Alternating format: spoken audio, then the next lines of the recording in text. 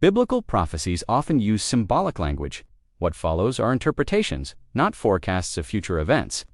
Damascus is one of the oldest continuously inhabited cities on earth, yet the Bible makes a shocking claim. Damascus will no longer be a city, but a ruinous heap.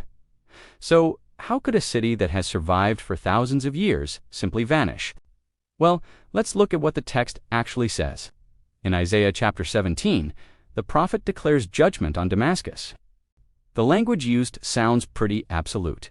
It will no longer be a city. It will be reduced to ruins. Now, for some readers, this sounds final, like a complete and utter end. For others, though, it's seen as symbolic language, which is incredibly common in ancient prophecy. This brings us to a few major interpretations. First, some believe this prophecy points to a future event.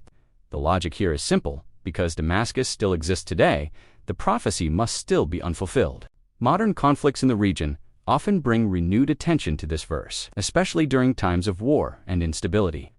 This view sees the text as a literal prediction, waiting for its moment in history. On the other hand, many historians and biblical scholars see it differently. They point to a past fulfillment, specifically the Assyrian invasions in the 8th century BCE. During that time, Damascus was conquered and utterly devastated. In ancient terms, a city that lost its political power, its walls, and much of its population could absolutely be described as no longer a city, even if people later returned and rebuilt. From this perspective, the prophecy was fulfilled long ago. Then there's a third way to look at it, as a symbolic warning. In biblical literature, cities often represent more than just stone and mortar. They can symbolize pride, military power, or even moral decline. So, some scholars see Isaiah 17 not as a literal prediction about one city, but as a timeless warning. The message is that no civilization, no matter how ancient or powerful, is immune to collapse if it heads down a destructive path.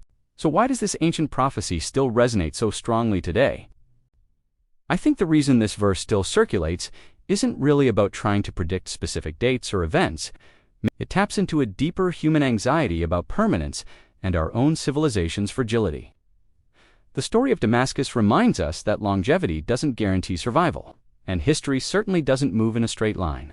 Ultimately, maybe the prophecy isn't just about Damascus at all. Maybe it's a mirror reflecting what every civilization risks becoming. Thanks for watching, and subscribe for more.